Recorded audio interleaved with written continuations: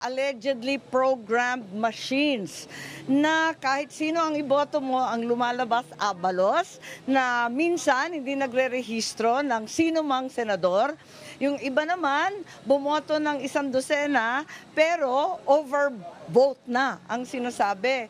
Tapos sa Calbayog, sa Samar, may sinasabi naman na pag bumoto ka ng mayor at vice mayor, automatic lalabas yung mga senador. Kaya medyo nakakatakot kasi ganyan yung storya. At ang balita sa Davao, pagkadami-daming mga machines na hindi umaandar. Kaya eto nga, nananawagan po ako sa BEI. Maganda naman pagboto ko dito, very perfect naman dito sa Cabeza Lawag. Kaya lang, nananawagan ako sa mga botante pa itong hapon na ito na hanggang alas 7 kasi tayo, di ba? Very late tayo ngayon.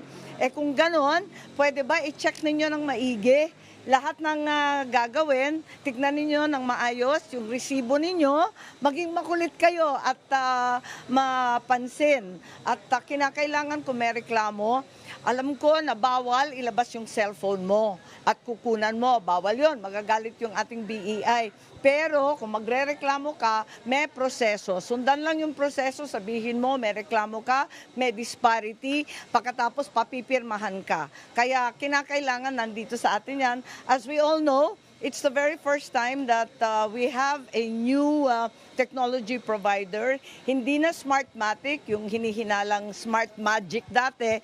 Ngayon, first time natin gagamitin yung Miru. Kaya hindi natin masyadong kabisado, mas modern daw to. Pero sa kabila nun, mas sensitive rin daw.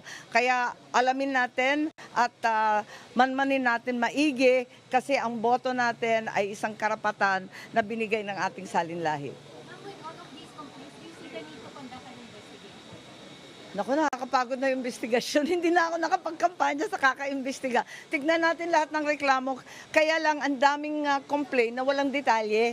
Kung maaari, bigay ninyo sa akin yung presinto. At kahit wala pang investigasyon na talagang papakalkal na natin, ano yung precinct number, pangalan ng BEI chair, ang pangalan ninyo, at ano talaga ang nangyari eksakto.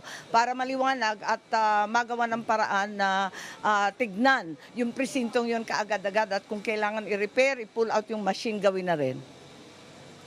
Okay, salamat. Thank you. Bakit ang dami-dami nyo? Salamat ha. Thank you guys. Salamat po. At yan mga kapatid, napanood nga ho ninyo ang naging maikling panayam kay re-election ni Senator Amy Marcos na katatapos lamang bumoto dyan sa Ilocos Norte. Narinig natin siya magbahagi ng kanyang mga narinig na reklamo tungkol nga sa pagdaraos ng Bilang Pilipino 2025 ngayong umaga.